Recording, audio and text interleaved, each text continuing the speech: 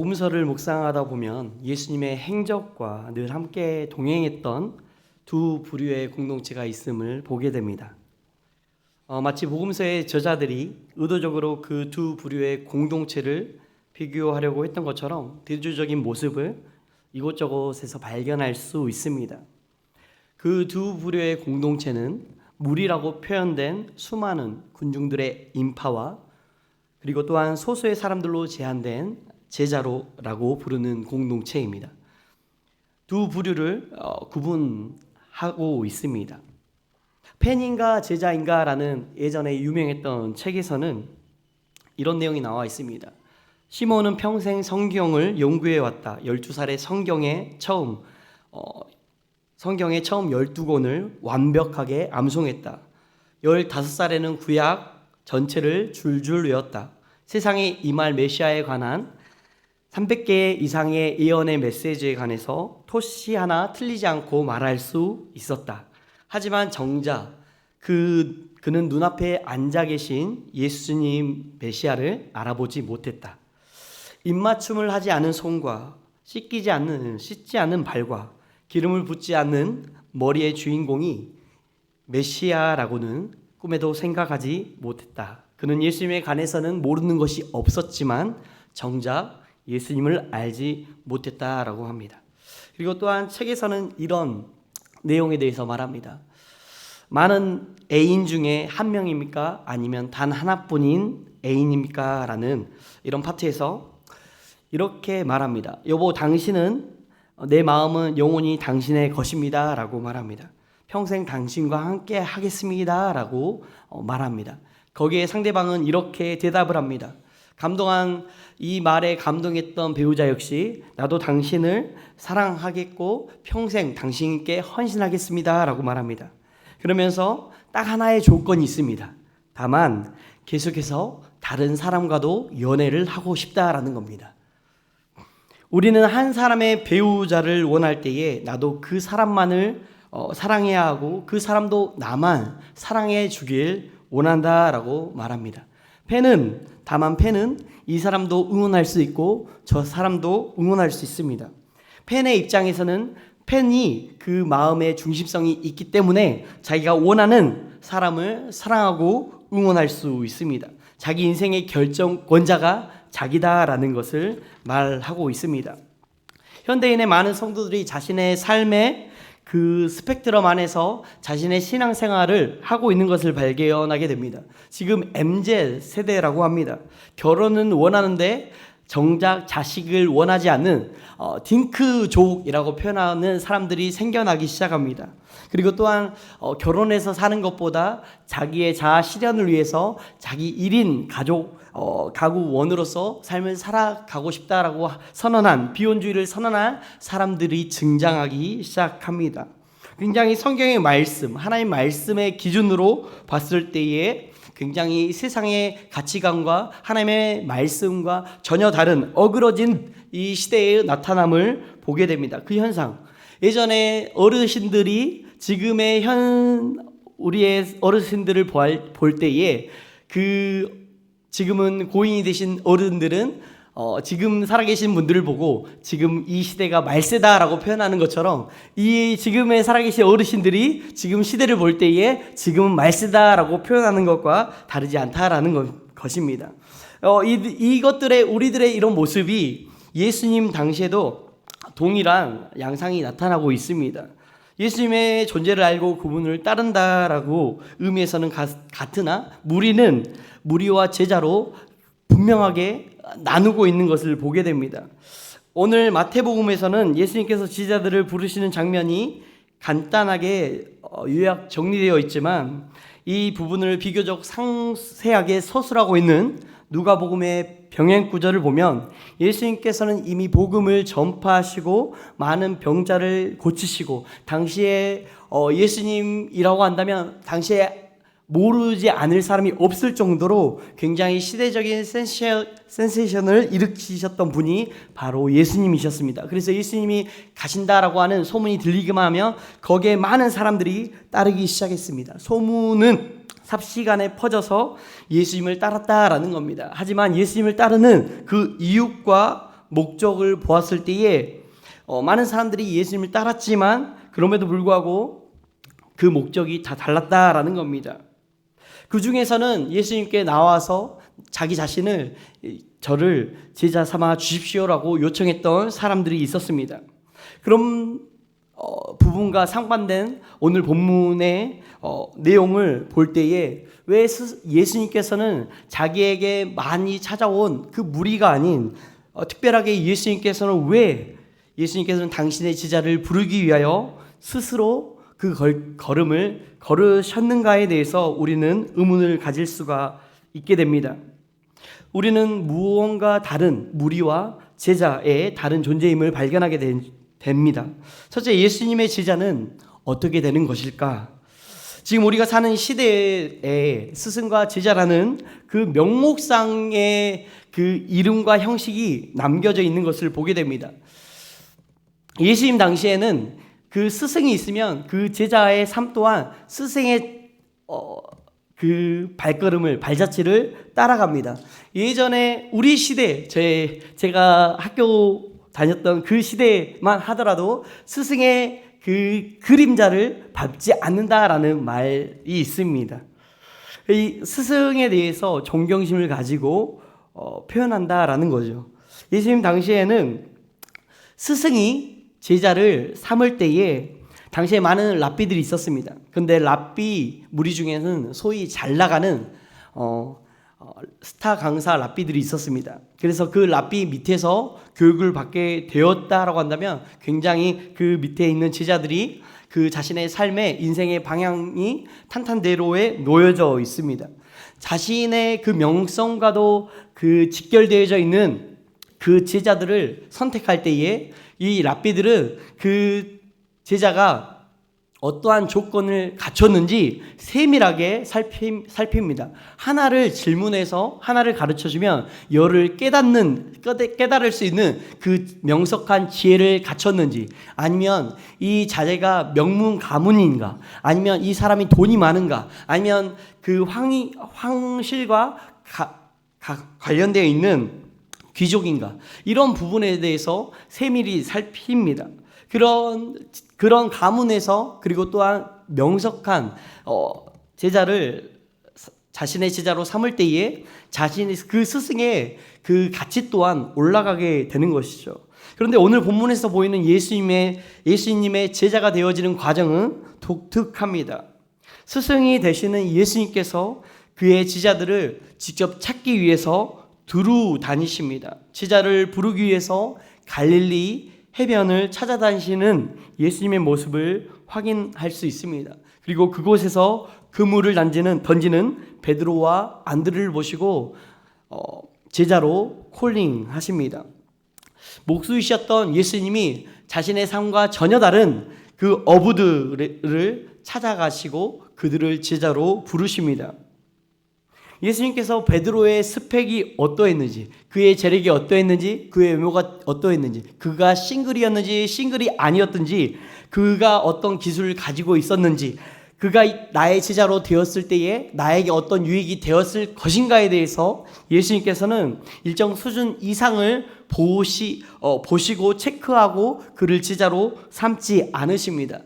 세상은 어떻죠? 세상에서 우리가 어떤 회사에 이력서를 쓸 때에 그 회사가 정한 기준에 맞춰서 어떤 대학을 졸업했고 어떤 기술을 가졌고 토익에 몇 점을 맞았고 그리고 이 사람이 과거에 어떤 경력을 가졌는가에 대해서 세밀히 살핀 다음에 서류 면접 다음에 그 다음에 대인 면접을 통해서 이 사람이 우리 회사에 적합할 것인가에 대해서 최종 면접을 한 후에 통보합니다.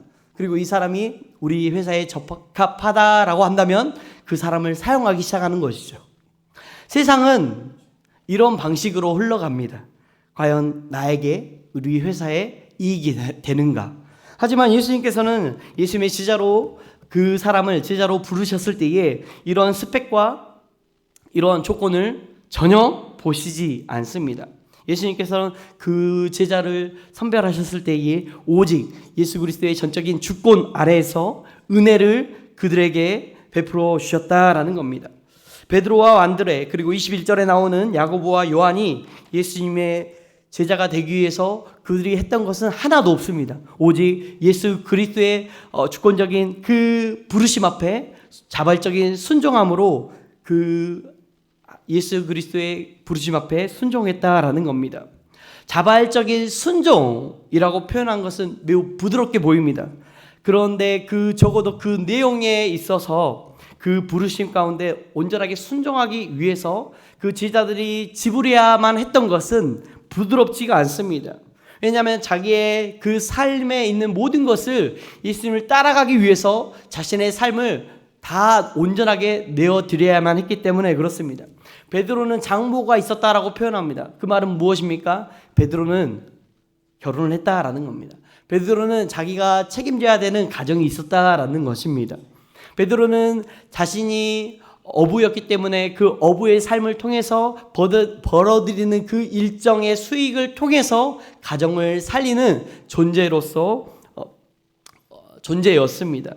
그런데 예수님께서 그 부르심 가운데 너가 내 제자가 되어야 되겠다라고 이 부르심 가운데 있을 때에 자신의 모든 것을, 자신의 생업과 관련되어 있는 모든 것, 그리고 자기가 가장 사랑하고 있는 모든 것을, 자신에게 소중한 그것을 버리고 예수님을 따르는 장면이 우리에게 비춰집니다. 예수님께서는 베드로와 안드레에게 말씀합니다. 19절 말씀 저희가 함께 합독하시겠습니다. 시작이요. 나를 따라오라. 내가 너희를 사람을 낚는 어부가 되게 하리라. 솔직히 예수님께서 이 말씀을 하셨을 때에 그들이 예수님의 100% 내가 십자가에 가야 되는데 너희가 이것에 대해서 증언해야 되고 내가 십자가에서 죽고 부활해야 된다라는 것을 너희가 증언하기 위하여 이 제자의 삶을 살아야 된다라고 이렇게 처음부터 예수님께서 설명해 주셨다라고 한다면 거기에서부터 제자들은 그 안에서 막막함을 느꼈을 겁니다. 하지만 예수님께서 예수님의 제자로 불러주셨을 때에 그 많은 것들을 설명하지 않습니다. 우리가 하나님의 백성으로 불러주셨을 때에, 그리고 또한 하나님께서 우리의 모든 삶을 계획하시고 하나님의 섭리 가운데, 하나님의 주권 가운데 안전하고 바른 길로 인도하신다라고 우리는 믿지만 우리의 세밀한 인생의 삶의 그 한 구석 한 구석 찾아가 볼 때에, 우리가 일편적인 그 삶을 되돌아봤을 때에 우리는 한 가지 느끼는 것이 있을 겁니다. 과연 그 순간 가장 어렵고 힘들고 슬프고 가장 수치심을 느꼈던 그때에 정말 주님이 나와 함께 계시는가에 대해서 우리는 의문을 가질 수가 있는 것이죠. 그럼에도 불구하고 주님께서는 그 모든 우리의 삶의 여정 가운데 주님께서는 항상 함께 계셨다라는 겁니다. 이 예수님께서는 그들 가운데 초청하시고 계십니다. 그러면서 이 20절과 20절 말씀에 이렇게 고백하고 있습니다. 그들이 곧 그물을 버려두고 예수를 따르니라. 22절에서도 마찬가지로 말씀합니다. 그들이 곧 배와 아버지를 버려두고 예수를 따르니라 라고 말씀합니다. 이들의 공통적인 특징은 그들이 즉각적으로 순종했습니다. 무엇을 선택할지에 대해서 전혀 고민을 하지 않았다라는 겁니다. 이것저것 따지고 우물쭈물하지 않고 조금의 지체함이 없이 순종했다라는 것입니다. 사랑하는 성도님들, 우리가 교회에 맡겨주신 그 부르심 가운데 있을 때에 이것저것 재지 마시고 순종하시는 은혜가 있길 소망합니다. 우리를 그렇게 불러주셨다는 것 자체가 이미 하나님께서 우리를 이미 사용하시기로 결정하셨다라는 것으로 믿고 순종함으로 반응하시는 저와 우리 모든 성도님들 되시길 바랍니다. 두 번째로 그들이 이런 부르심 가운데 나아갔을 때에 자신의 소중한 것들을 모두 버렸다라고 말씀합니다. 배와 그물이라고 하는 것은 어부였던 그들에게 있어 삶의 전부입니다. 어부라는 직업뿐만 아니라 이 세상에 속한 삶을 다시 한번 예수 그리스도의 중심된 삶으로 전환했다라는 것을 우리에게 말씀하고 있습니다. 이런 제자와 다른 부류였던 무리에 대해서는 25절에 나와 있는 것처럼 예수님께서 수많은 병을 고친다라는 소문을 듣고 따라 나선 무리들은 실질적으로 병 고침을 받고 복음에 대한 가르침도 들었지만 그들은 아무것도 버리지 않았습니다. 예수님을 따라가긴 했지만 예수님을 위해서 자신의 삶을 포기한다거나 그 제자로서 자신의 삶의 전체적인 그 주권을 예수 그리스도께 맡긴다라는 삶의 방향성이 전환되어지지 않은 것을 보게 된 것이죠. 다시 말해 대가 지불을 하지 않아도 된 사람들이 무리였다라는 겁니다. 누가복음 14장 25절에서는 말씀합니다. 수많은 무리가 함께 갈새에 예수께서 돌이키사 이르시되 무릇 내게 오는 자가 자기 부모와 처자와 형제와 자매와 더욱이 자기 목숨까지 미워하지 아니하면 능히 내 제자가 되지 못하고 라고 말씀합니다. 학생들에게 이렇게 적용할 수 있겠죠. 예수님을 따라갈 때에 너희의 점수와 그리고 너희의 태도와 그리고 너희가 가장 사랑하고 있는 스마트폰을 버리지 못하면 결코 내 제자가 되지 못하겠다라고 말하는 것과 같은 것이죠. 이것이 무리와 제자를 구분하는 중요한 잣대인 것이죠. 예수님의 제자가 된다는 것은 우리의 환경과 조건에 의한 것이 아닌 은혜의 영역입니다. 우리에게 있어서 그 부르심에 절대적으로 순종하는 자세가 필요하다라는 겁니다. 그 순종의 열매는 우리가 가장 사랑하고 있는 그것을 주님께 내어드릴 때에, 주님 제가 이것을 사랑하고 있지만 그럼에도 불구하고 주님께서 이것마저 내달라고 할 때에 그것을 기꺼이 내드리겠습니다 라고 하는 자발적인 대가 지불에 대해서 우리가 주님께 나아갈 때에 주님께서는 여전히 우리를 제자로 불러주시는 줄 믿습니다. 그 초청에 즉각적으로 반응하고 순종할 수 있는 우리 학생들과 우리 성도님들 되시길 바랍니다. 둘째로 왜 예수님께서는 굳이 제자를 부르고 계시는가에 대한 질문입니다. 예수님께서는 굳이 제자들을 선택하지 않아도 이미 예수님에 대해서 그리고 또한 예수님의 복음에 대해서 이미 듣고 따르는 무리들이 있었습니다. 그 무리들을 통해서 이 하나님의 나라에 대해서 전하고 가르치고 하라라고 할 수 있었겠지만 그럼에도 불구하고 예수님께서는 특별하게 제자들을 예수님 가까이에서 그분의 말투와 행동과 그 하나님의 나라에 대해서 복음에 대해서 24시간 예수님이 어떻게 기도하고 잠을 취하시고 잠을 주무시고 그리고 성도들을 신방하시고 그리고 하나님의 나라에 대해서 가르치시고 더 가까이에서는 그분이 십자가에서 어떻게 달려 죽으시고 부활하신 거에 대해서 그들에게 보여주셨다라는 겁니다. 제자는 그 스승이 하는 것을 전체적으로 잘 가까이에서 보는 사람이 제자입니다. 그런데 우리가 한 번 예배를 통해 주일에 나와서 한 번 예배를 드리고 한 번 말씀, 그것도 전체적인 내용의 말씀이 아닌 그 설교 시간 때 듣는 그 부분적인 말씀을 통해서 우리가 다 100% 하나님을 알 수 있는 것은 아닙니다. 전체적으로 하나님의 뜻을 알기 위해서 우리의 24시간을 주님께 내어드리는 삶의 고백이 필요합니다. 우리는 이것에 대해서 우리의 시간을 기꺼이 내어드릴 수 있는 대가를 지불해야만 합니다. 예수님께서는 자신과 함께 이 땅에서 하나님의 그 나라에 대한 실체를 보여줄 수 있을 만한 그 제자들로서 제자를 부르셨다라는 겁니다. 예수님과 닮은 또 다른 작은 예수가 되어서 하나님의 나라의 실존을 보여줄 제자가들이 필요했다라는 겁니다. 그래서 19절에 말씀하신 것처럼 말씀하시되 나를 따라오라 내가 너희를 사람을 낚는 어부가 되게 하리라 라고 말씀합니다. 우리가 제자로서의 사명은 그냥 예수님을 따라가기만 하면 된다라는 겁니다. 예수님께서 제자를 부르시는 이유는 사람을 낚는 어부가 되게 하겠다라고 말씀합니다.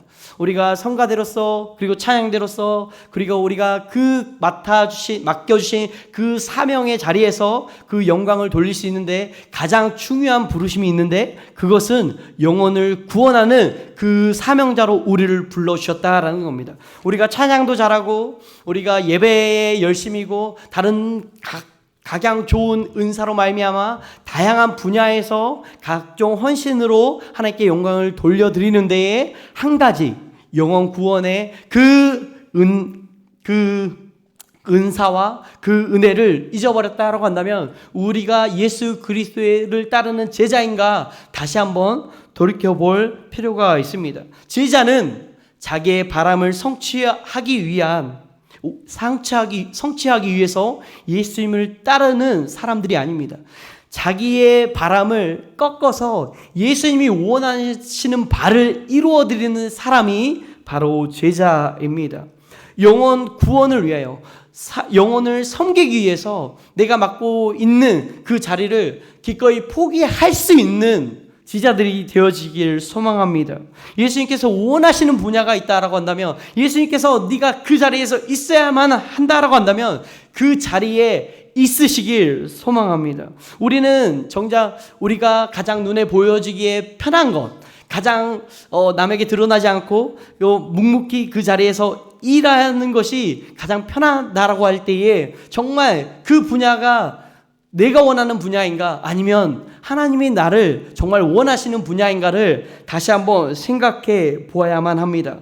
제자의 부르심의 본래의 목적은 사람을 낚는 어부다라는 겁니다. 그렇기 때문에 우리는 사람을 낚는 어부들입니다. 베드로와 안드레가 그러했듯이, 야고보와 요한이 그러했듯이 자신의 그물과 배를 던져버리고 예수님께서 우리의 손에 맡겨주신 그 복음으로 말미암아 계속해서 영혼을 추수하고 사람을 낚는 어부의 사명을 감당하시는 저와 우리 모든 성도님들 되시길 바랍니다. 사도행전 13장에서 이런 말씀이 나오죠. 바나바와 바울이 전도여행, 수리아 안디옥 교회가 전도여행으로 파송합니다. 그러면서 한 사람이 따라갑니다. 그 사람이 바나바의 생질, 조카라고도 하고 또한 친척 관계이다라고 하는 마가가 함께 수행원으로 따라갑니다. 그런데 전도여행을 하다 보면은 지금은 너무나 편하게 가죠. 하지만 2000년 전에 사도 바울이 당시에 전도여행을 했을 때에는 예수님께서 두벌옷도 가지지 말고 두벌 신발도 가지지 말라라고 말씀하신 것처럼 그렇게 가난하게, 그리고 아무것도 없이 가야만 했습니다. 그리고 수천 킬로 떨어진 그곳에 도보로 이동했다라는 겁니다. 도보로 이동할 때 어떻습니까? 먼지가 묻습니다. 씻지도 못합니다. 잠도 자지 못합니다. 굉장히 힘듭니다. 이런 상황 가운데 마가 요한이 밤빌리아의 버가에 도착했을 때에 그 전도여행 중간에 모든 것을 포기하고 예루살렘 자기의 집으로 돌아가 버립니다. 그래서 이것으로 인하여 바나바와 바울이 크게 싸우고 두 사람이 갈라지게 되고, 바나바는 구브로로 가고 바울은 2차 전도여행을 다시 시작하게 됩니다. 여기에서 떠나게 되었을 때에 견해들이 있는데, 이 선교 활동에 있어서 이 자신의 삼촌 바나바가 전도여행을 하는 과정 가운데 주도권이 그에게 있었는데, 이제 사도 바울에게 이 주도권이 넘어가는 것을 보고 굉장히 마음에 불편함이 있었다라고 하는 그런 견해가 있고, 또한 두 번째로는 향수병에 걸려서 고향이 너무 그리워서 돌아갔다라고 하는 견해가 있고, 세 번째로는 이 비시디아 안디옥까지 가기 위해서는 해발 1000m 이상 되는 험한 산길을 돌아가야 되는데, 그 산길을 넘어갈 때에 도둑들이 그때 당시에 많았습니다. 그러니까 이 도둑의 위험, 강도의 위험, 이런 위험성 때문에 그가 돌아갔다라고 하는 견해가 있습니다. 이런 견해들, 그 복합적인 견해들이 작용함으로 말미암아 결국에는 그 전도 여행을 포기하고 돌아가게 됩니다. 이런 것을 봤을 때 마가 요한은 굉장히 신실한 제자가 아니었습니다. 그럼에도 불구하고 하나님께서는 그 마가 요한을 그리스도의 몸된 공동체 안에서, 교회 안에서 복음을 듣고 훈련시키십니다. 그래서 그를 다시 한번 예수 그리스도를 따르는 제자로 만드십니다. 예수 그리스도의 제자는 태어날 때부터 제자로 태어난 것이 아닙니다. 제자는 훈련을 통해서 만들어집니다. 때문에 그리스도의 몸된 공동체 안에서 훈련을 받아야 됩니다. 훈련을 받아야 할 때 훈련을 하지 않으면 자신의 영혼을 돌보지 못할 뿐만 아니라 다른 영혼 또한 그 돌볼 기회를 놓쳐버리게 된다라는 겁니다. 때문에 자신의 상황을 말씀이 인도하는 데까지 그 한계까지 몰아붙이심으로 말미암아 예수님이 원하시는 그 제자, 피 흘리기까지 죄와 싸우는 그 제자, 그 십자가에서 그 자신의 십자가를 짊어지고 가는 그 제자로서 우리 성도님들이 사용되어지길 소망합니다. 무리들은 예수님 편에서 사용되어지는 사람들이 아니었습니다. 하지만 예수님께서는 훈련되어지는 제자를 통해서 그들에게 영혼을 맡겨주시고 그들을 사용하여 주십니다. 우리의 교회가 많은 영혼들이 우리 교회에 맡겨질 때에 하나님께서는 우리 교회가 그렇게 충분하게 너희가 이 영혼을 맡겨줄 때에 너희가 이 영혼을 돌봐줄 만하다라고 여겨줄 때에 우리에게 그 맡겨주실 영혼들을 우리에게 붙여주실 줄 믿습니다. 그렇기 때문에 우리는 기도해야 되는 것이죠. 주님, 많이 부족하지만 그럼에도 불구하고 영혼을 섬길 수 있을 만한 주님의 제자로 세워짐으로 말미암아 사람을 낚는 어부가 되고 싶다라는 이러한 우리의 기도를 통하여 우리가 한 사람 한 사람, 우리 성도님들 한 분 한 분이 예수 그리스도의 신실한 제자로서 한 영혼을, 자신의 영혼을 그리스도의 말씀으로 돌볼 뿐만 아니라 그리스도의 말씀으로 또 다른 영혼을 섬길 수 있을 만한 제자로 세워지는 은혜가 있길 소망합니다. 기도하겠습니다. 하나님, 우리가 그냥